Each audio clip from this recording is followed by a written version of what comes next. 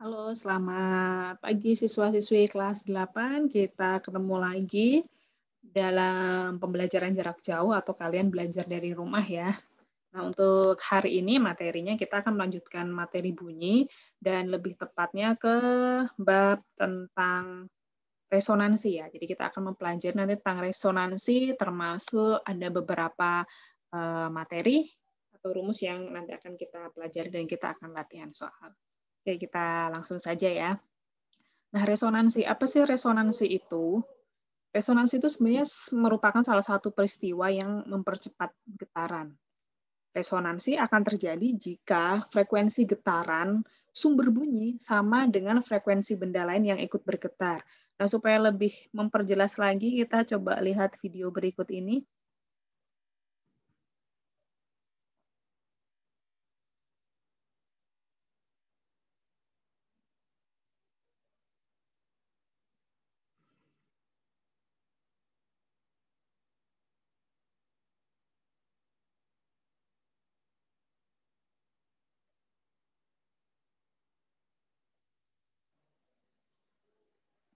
Oke, kalau kita lihat dari video ini, ada seseorang yang sedang bersuara, kemudian kita lihat di sini gelasnya menjadi, pecah. Kenapa ya gelasnya ini bisa pecah?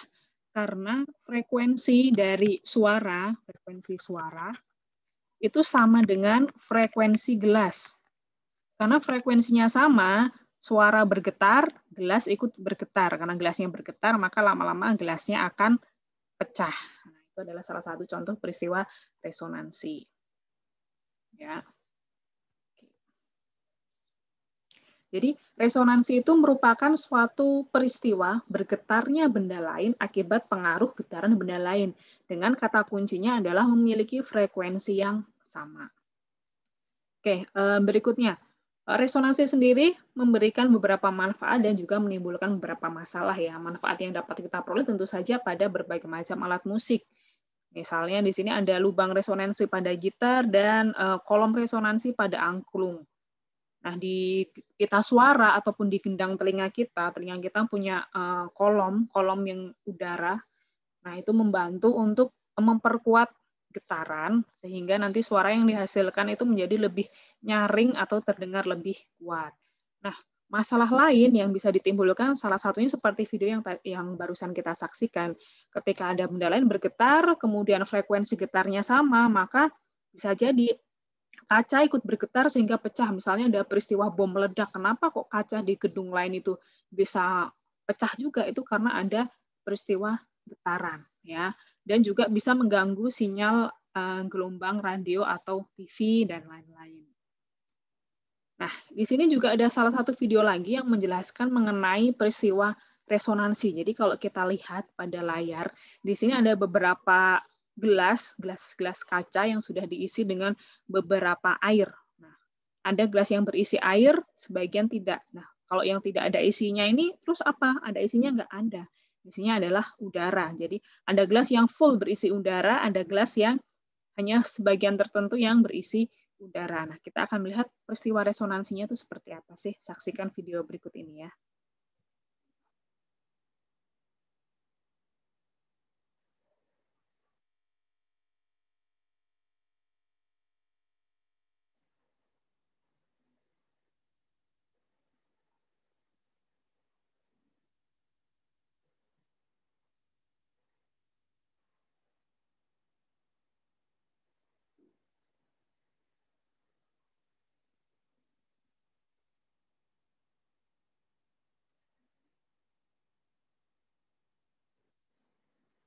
Oke, kalau tadi kalian mendengar itu memang tadi betul ada suara dengungan. Jadi dengungan itu berasal dari mana?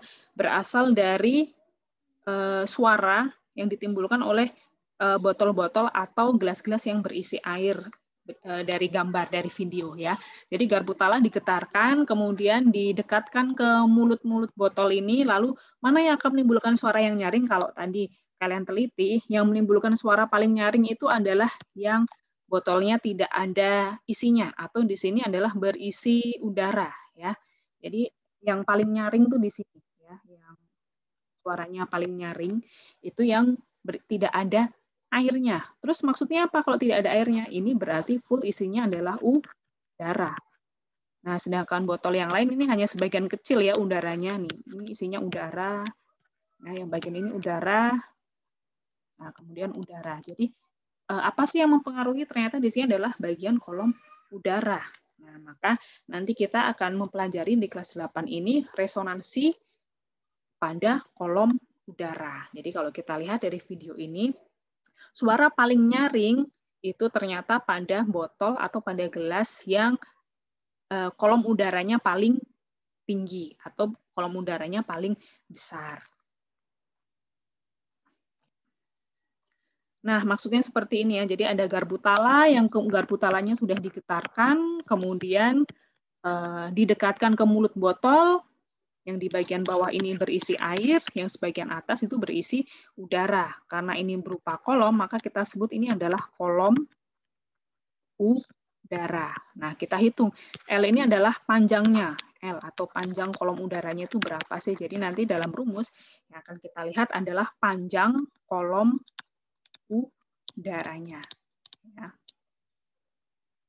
Nah, jadi kurang lebih seperti ini ya. Ada garpu tala digetarkan, kemudian nanti kolom udara ini akan membuat suatu resonansi. Buktinya apa? Ada resonansi, getarannya ikut bergetar sehingga suaranya menjadi lebih keras atau ada suara dengungan ya. Dengung itu berarti ada terjadi resonansi. Nah, contohnya seperti ini nih.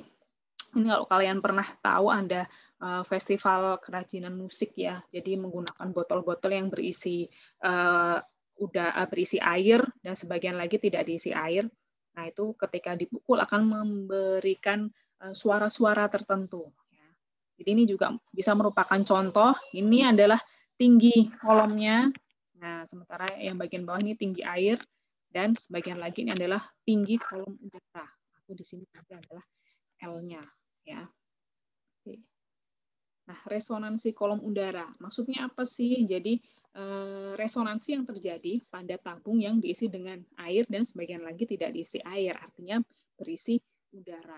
Pertambahan air ini akan mempengaruhi resonansi yang terjadi. Kenapa? Karena kalau air makin ditambah, berarti yang bagian udara, berisi udara tentu akan berkurang. Nah, resonansi pada kolom udara ini dipengaruhi oleh ketinggian kolom udara. Nah, rumusnya dapat kita tuliskan dengan Hn sama dengan 2n-1/4 dikali dengan lambda. Di mana N itu adalah urutan resonansi, H itu adalah tinggi kolom udara, dan lambda itu adalah panjang gelombang. Nah, kita lihat di sini. Panjang gelombang itu menggunakan satuan meter. Maka nanti tinggi kolom udara ketika dinyatakan dalam sentimeter, sebaiknya kalian ubah juga ke dalam meter. Ya, jadi baik lambda, panjang gelombang, maupun tinggi kolom udara nanti menggunakan satuannya adalah meter. Nah, ingat ini ada kaitannya dengan rumus gelombang yang sudah kalian pelajari di pertemuan sebelumnya. Jadi, cepat rambat bunyi atau cepat rambat gelombang bunyi, V sama dengan lambda dikalikan dengan F. Atau kalau kita buat rumus segitiganya boleh V sama dengan lambda dikalikan dengan F, frekuensi. Ya. Nah, kita langsung saja ke contoh soal. Jika frekuensi garpu tala 500 Hz dan tinggi kolom udara yang merupakan resonansi pertama itu seperti pada gambar, cepat rambat bunyi di udara adalah bla bla bla. Nah, kita akan menentukan di sini. Jadi, kita lihat pada gambar ada garpu tala dengan frekuensi di sini yang dipakai adalah 500 Hz. Frekuensinya 500 Hz. Kemudian ada tinggi kolom itu 30 cm. Nah, yang ini berisi air ya. Berisi air itu 12 cm. Maka sisanya ini pasti berisi udara. Nah, panjangnya berapa? Panjangnya adalah H sama dengan 30 cm dikurangi dengan 12 cm. 30 dikurangi dengan 12 itu adalah 18 cm. Nah, kita ubah ke dalam meter, berarti dibagi 100 ya, 18/100 meter atau 0,18 meter. Boleh kalian menuliskan seperti itu.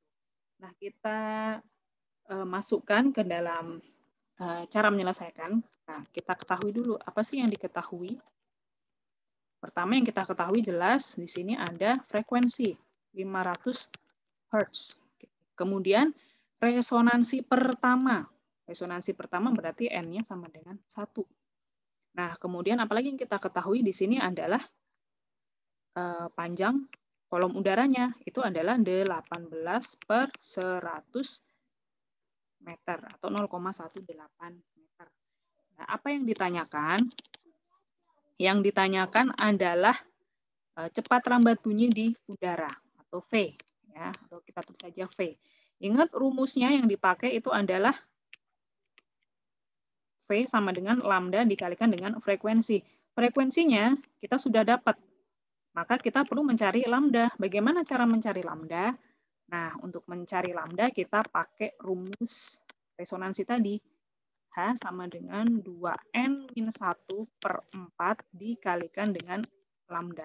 Karena ini resonansi yang pertama, maka N-nya 1. Hanya kita tulis 18/100 meter sama dengan 2 kali 1. 2 kali 1 dikurangin 1 sama dengan, dikurangin 1. Kurangin 1/4 dikalikan dengan lambda. 18/100 meter sama dengan 2 kali 1, 2, berarti 2 dikurangi 1/4 dikalikan dengan lambda. 18/100 meter sama dengan 1/4 lambda. Maka kita kali silang ke sini ya, 18 dikalikan dengan 4. 18 kali 4/100 meter sama dengan lambdanya. 18 dikalikan dengan 4. 18 kali 4 itu adalah 72/100 meter sama dengan lambda. Jadi lambdanya adalah 72/100 meter atau 0,72 meter. Baru kita cari V bunyinya. V bunyi tadi adalah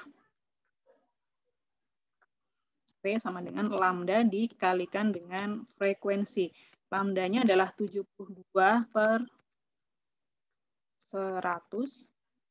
kalikan frekuensinya tadi adalah 500 Hz ya.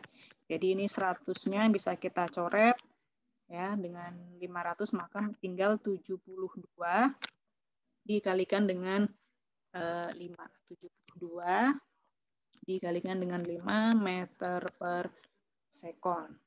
Maka hasilnya adalah 360 meter per sekon. Ya, ini adalah cepat rambat bunyi di udara. Oke, kita lanjut ke soal berikutnya. Resonansi yang kedua terjadi pada sebuah pipa organa dengan tinggi kolom udara 120 cm. Jika frekuensi garpu tala yang digunakan 300 Hz, hitunglah cepat rambat bunyi saat itu. Oke, kita langsung diketahui. Apa saja yang diketahui? Pertama, resonansi yang kedua. Ini berarti N sama dengan 2. Kemudian tinggi kolom udara 120 cm. Berarti ini H 120 cm. Frekuensi garpu tala yang digunakan 300 Hz. F-nya adalah 300 Hz. Oke, yang ditanya adalah V. Berapa V-nya? Ingat, oke, untuk mencari V, menghitung cepat rambat, V sama dengan lambda dikalikan F. Frekuensinya kita sudah tahu, berarti kita perlu mencari berapa sih nilai dari si lambda ini. Mencari nilai lambda, kita bisa jawab pakai rumus resonansi tadi. H N sama dengan 2N-1/4 dikali dengan lambda. Oke, karena N-nya adalah 2, maka 120 cm sama dengan 2 kali 2 min 1/4 lambda. Berarti 120 cm sama dengan 4 kurangi 1/4 lambda. 120 cm sama dengan 3/4 lambda. Nah, lambdanya berapa? Berarti 120 cm dibagi 3/4. Atau kali silang ya, 120 kali 4/3 cm sama dengan lambda. Oke, ini dicoret, 120 bagi 3 itu adalah 40 kali 4 itu adalah 160 ya. 160 cm sama dengan lambdanya. Oke. Maka kita hitung V-nya di sini. V sama dengan lambda dikalikan dengan frekuensi. Lambda kita sudah dapat 160 cm. 160 cm atau 101,6 meter ya. Ini saya kalikan bagi 100 biar mudah. Dikalikan frekuensinya adalah 300 Hz ya. Nolnya tinggal dicoret. Nah, maka 160 dikali dengan 3 meter per second. Hasilnya adalah 480 meter per second. Jadi cepat lambat bunyi saat itu 480 meter per second. Nah, berikutnya itu adalah efek Doppler. Apa sih efek Doppler? Efek Doppler itu sering kita temukan dalam kehidupan sehari-hari. Misalnya ketika ada 2 orang yang berdiri di pinggir jalan, kemudian ada ambulans yang lewat. Orang yang berdiri dan ambulansnya menjauh dari si pendengar tersebut, maka suaranya akan menjadi lebih rendah atau nanti akan menghilang. Sedangkan orang yang duduk atau orang yang didekati oleh ambulan ini nanti akan mendengarkan suara yang tampak lebih nyaring, lebih melengking. Apa sih kaitannya? Itu kaitannya dengan frekuensi. Jadi dua pengamat ini akan memiliki penerimaan frekuensi yang berbeda. Kenapa? Karena ada benda yang bergerak relatif terhadap mereka. Oleh pengamat yang pertama, itu ambulansnya menjauh. Ketika ambulansnya menjauh, maka frekuensinya akan berkurang. Frekuensi yang berkurang, maka menurut pengamat suaranya akan menjadi lebih lemah atau suaranya nanti cenderung menghilang. Sedangkan pengamat kedua, itu bendanya, sumber bunyinya bergerak mendekati pengamat, sehingga nanti pengamat akan menerima frekuensi yang lebih besar. Maka nanti menurut pengamat yang kedua, itu suara ambulans, sirine ambulans ini nanti akan menjadi lebih nyaring atau lebih melengking. Jadi apa sih sebenarnya efek Doppler itu? Efek Doppler itu adalah perubahan frekuensi gerak gelombang yang disebabkan oleh gerak relatif antara sumber bunyi dan pengamat. Teori ini dikemukakan oleh fisikawan Austria bernama Christian Johann Doppler pada sekitar tahun 1800-an ya. Jadi efek Doppler itu terjadi antara pengamat dengan sumber bunyi. Ya, kalau misalnya sumber bunyinya itu diam atau statis atau diam ya, frekuensinya akan cenderung stabil. Tapi ketika sumber bunyinya itu mendekati pengamat, nah kita lihat di sini rapatan dan renggangannya. Kalau kita lihat di sini semakin rapat, semakin intens. Ini apa artinya? Ini frekuensinya akan menjadi lebih besar. Tetapi kalau menjauhi, nah ini karena ini mendekati. Kalau menjauhi, ketika menjauhi maka frekuensinya akan berkurang. Nanti suaranya akan cenderung lemah dan cenderung lama-lama tidak terdengar lagi oleh pengamat. Nah, efek Doppler sendiri sih ada rumusnya, tetapi nanti ini lebih tepat kita pelajari di tingkat yang lebih tinggi untuk level SMP. Ini untuk informasi saja bagi kalian. Jadi ada rumusnya, tapi yang penting intinya kalian adalah mengetahui fenomena efek Doppler itu kurang lebih seperti apa. Nah, demikian pelajaran kita hari ini mengenai bunyi dengan resonansi dan efek Doppler. Semoga membantu kalian untuk lebih mudah belajar dari rumah. Selamat pagi, selamat belajar, tetap menjalankan protokol kesehatan, dan sampai jumpa di pertemuan berikutnya.